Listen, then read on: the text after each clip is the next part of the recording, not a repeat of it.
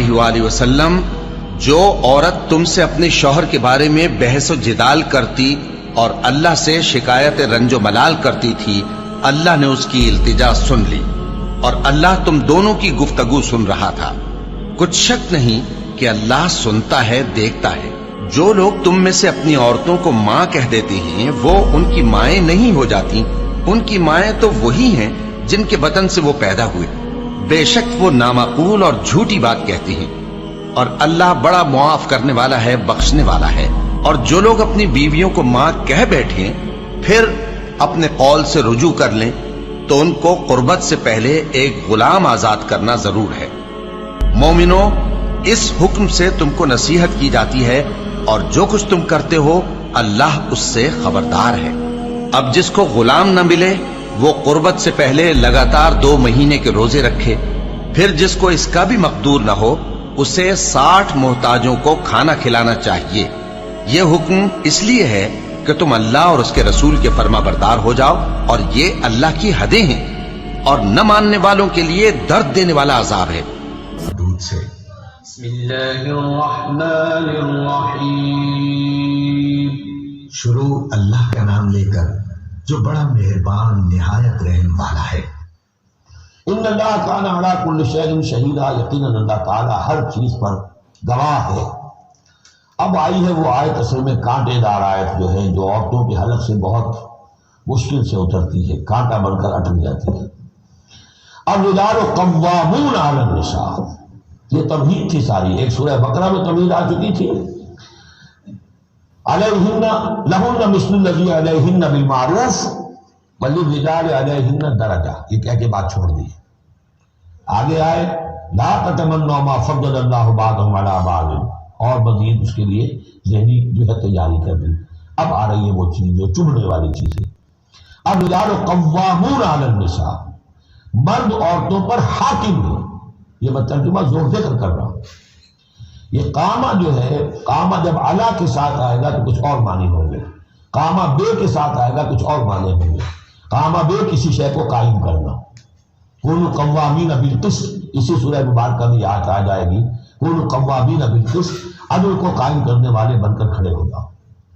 قامہ علا، کسی کے اوپر سر پر مسلط ہونا، یہ ہے گویا کہ ایک درجہ حاکمیت ہے۔ گھر کے ادارے میں حاکم ہونے کی حیثیت مرد کو حاصل ہے۔ سربراہ خاندان جو ہے وہ مرد ہے، عورت نہیں۔ عورت کو بہرحال اس کے ساتھ ایک وزیر کی حیثیت سے کام کرنا ہے، یہ ہے اس کا اصل رول۔ اسی لیے میں بیان کر چکا ہوں کہ وہ جو نسیان کا معاملہ تھا، اللہ تعالیٰ نے اس کے اندر چونکہ یہ سیکنڈ رول پلے کرنا ہے اسے یقیناً اس کے جذبات کو جو زیادہ ٹھیس پہنچنے کا امکان رہے گا۔ آدمی کو ہر انسان، مرد بھی چاہتا ہے میری بات چلے، عورت چاہتی ہے میری بات چلے۔ اب آخر کار کس کی بات چلے گی؟ یا تو دونوں کسی طریقے سے کسی مسئلے میں متفق ہو جائیں، اور عورت جو ہے بیوی اپنے شوہر کو دلیل سے، اپیل سے جس طرح قائل کر لے تو معاملہ ٹھیک ہو گیا۔ اب اگر نہیں ہو رہا معاملہ، اور کس کی رائے چلے گی؟ مرد کی رائے چلے گی، تو کس کو اس سے ایک صدمہ پہنچے گا؟ عورت کو پہنچے گا۔ لیکن اس صدمے کا ہی جو ہے انفلوئنس، اس کو کم کرنے کے لیے سیفٹی والو، نسیان کا مادہ اللہ تعالیٰ نے عورت میں زیادہ رکھ دیا۔ اسی لیے پھر اس قانون شہادت کے اندر ایک مرد کی جگہ 2 عورتوں کو وہاں پر اس کا نصاب رکھا گیا۔ الرجال قوامون علی النساء بما فضل اللہ بعضهم علی بعض۔ اب یہ دوسری بات ہے کہ اگر وہ شوہر حاکم ہو کر ظلم کرتا ہے، ان کے حق ادا نہیں کرتا ہے، تو اللہ کے یہاں بڑی سخت پکڑ ہوگی۔ یہ تو دوسری بات ہے بالکل۔ لیکن یہ کہ جو قانون ہے اسلام کا وہ یہی ہے کہ یہ اختیار دیا گیا، اب آپ اس اختیار کا غلط استعمال کر رہے ہیں، آپ اس کو ظلم کا ذریعہ بنا رہے ہیں، تو اس کی سزا اللہ تعالیٰ کے ہاں آپ کو مل جائے گی۔ بما فضل اللہ بعضهم علی بعض، بسبب اس فضیلت کی جو اللہ نے بعض کو بعض پر دی ہے، تو بما انفقوا من اموالہم، اور بسبب اس کے جو وہ خرچ کرتے ہیں اپنے مال۔ اب دیکھیے یہ خرچ کرنے کا معاملہ اسلام میں شادی سے شروع ہو گیا۔ شادی مرد کی بھی ضرورت ہے، عورت کی بھی ضرورت ہے، لیکن مرد مہر دیتا ہے، عورت مہر وصول کرتی ہے۔ تو جو خرچ کرنے والا ہے اب اس کی ایک حیثیت دوسری ہو گئی۔ پھر گھر میں اس کا نان نفقہ پورا جو ہے، اس کا خرچہ، اس کی ذمہ داری، اس کو سپورٹ کرنا شوہر کے اوپر ہے، تو وہ مال خرچ کر رہے ہیں۔ بما انفقوا من اموالہم، فالصالحات، تو نیک بیویاں کون ہیں؟ جو کہ ایک جو سمجھیے قرآن کے نزدیک ایک عورت کا جو اچھا کردار ہونا چاہیے، ایک خاتون خانہ کی جو بہترین روش ہونی چاہیے وہ یہاں 3 الفاظ میں آئی ہے، فالصالحات، نیک بیویاں قانتات، ایک تو فرما بردار ہوتی ہیں، شوہروں کی فرما بردار، حافظات للغیب، غیب میں حفاظت کرنے والیاں، یعنی ظاہر بات ہے کہ مال ہے کسی کا تو گھر میں ہے، وہ تو کام پہ چلا گیا ہے، اب وہ کس کی حفاظت میں ہے؟ بیوی کی حفاظت میں۔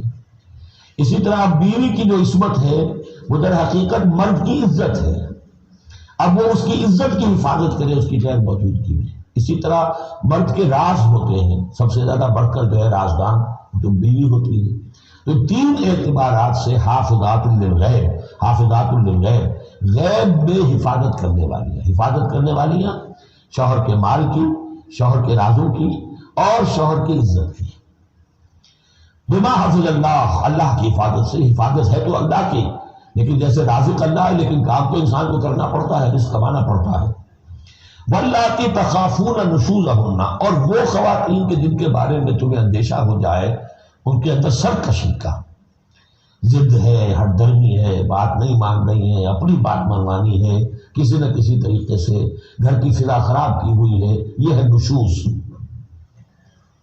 ذہناً تسلیم نہ کرنا کہ میری حیثیت جو ہے وہ بہرحال شوہر کے تابع دار کی ہے، اس کو اگر تسلیم نہیں کریں گے تو ظاہر بات ہے فرکشن ہوگی، اور فرکشن جو ہے اس کے نتیجے کے اندر وہ گھر کے اندر جو ہے وہ ایک فساد پیدا ہوگا۔ واللاتی تخافون نشوزہن فعظوہن، تو ان کو پہلے تو نصیحت کرو، واہجروہن فی المضاجع، دوسرے تنبیہ کے طور پر ان سے تعلق اپنے بستر علیحدہ کر لو اور ان کے ساتھ وہ تعلق زن و شو جو ہے کچھ عرصے کے لیے بند کر دو۔ واضربوہن، اس پر بھی ٹھیک نہ ہو تو انہیں مارنے کی بھی اجازت ہے۔ اس میں حضور نے جو روکا ہے وہ یہ ہے کہ چہرے پر نہ مارا جائے اور کوئی ایسی مار نہ ہو جس کا مستقل نشان جسم پر پڑے۔ اب یہ چیزیں اللہ کا کلام ہے، اس کے اندر جو ہے کوئی ہمارے لیے کوئی جھجک نہیں ہے، معاشرتی زندگی کو ٹھیک رکھنے کے لیے اس کی ضرورت پیش آئے تو انہیں کرنی ہوتی ہے۔ فَإِنْ أَطَاعْنَكُمْ، پھر اگر وہ تمہاری اطاعت کریں، فَلَا تَبْغُوا عَلَيْهِنَّ سَبِيلًا، تو اب ان پر خواہ کی زیادتی کرنا، پچھلے غصے نکالنا، بار بار جو ہے وہ اپنے غصے کا اظہار کرنا، یہ بھی ٹھیک نہیں ہے۔ ان اللہ کان علیٰ کبیرا، یقیناً اللہ تعالیٰ بہت بلند ہے، بہت بڑا ہے۔